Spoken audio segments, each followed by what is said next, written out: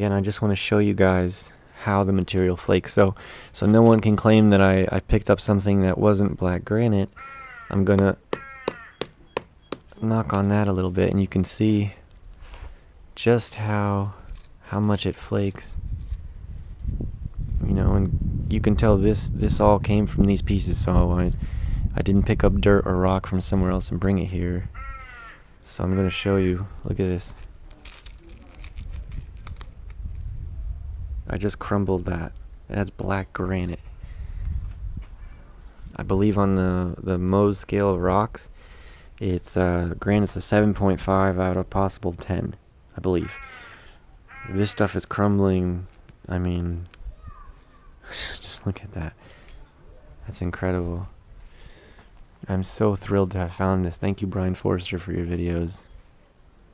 So again, you guys, because I'm still kind of mystified by this area, just wanted to show you the nature of just how fragile this granite's become. So here's a fairly large piece, right? It's in my hand. You can see just by touching it barely, it's already broken into a few smaller pieces. Now look what happens as I start to apply pressure to it. First I just broke into 2, 3 pieces, 4 pieces.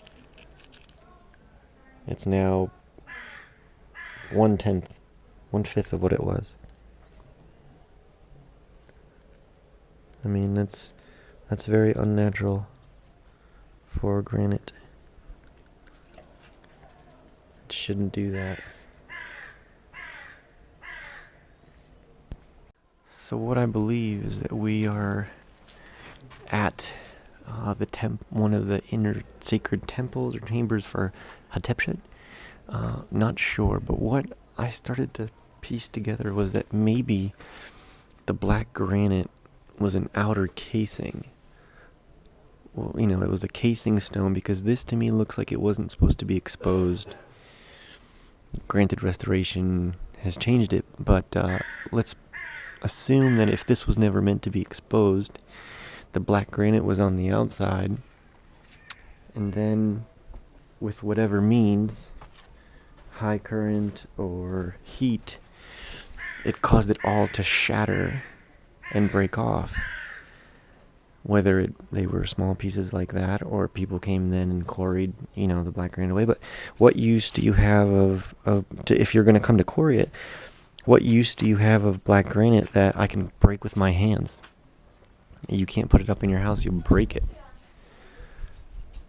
So I believe it was encased here, and if Yusef's right, high current, high heat caused it all to fall and break.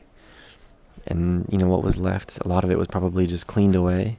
You can see the larger blocks of possibly what, you know, how big and wide they were, and boom, they were all up there just like that.